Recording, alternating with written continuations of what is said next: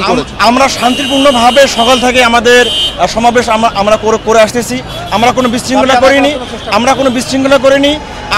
সকাল থেকেই আইনশৃঙ্খলা বাহিনী আমাদেরকে সহযোগিতা করেছিল। তারপর হঠাৎ করে তারা জল কামান, টিয়ার সেল এবং রাবার বুলেট, লাঠিচার্জ করে তারা আমাদেরকে ছত্রভঙ্গ করে দেয়। এর মধ্যে আমাদের 4 জন শিক্ষক অলরেডি আহত হয়ে গেছে।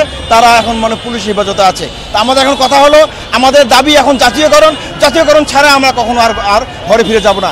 আমাদের দাবি একটাই, বাংলাদেশ একটি দেশ, বৈষম্যহীন দেশ করতে হবে। বৈষম্য এই দেশে চলবে না। একই শিক্ষক, একই প্রতিষ্ঠান, একই পাঠ্য বই, একই কারিকুলাম, কিন্তু এখানে দেখা যায় কেউ হলো সরকারি, কেউ হলো বেসরকারি।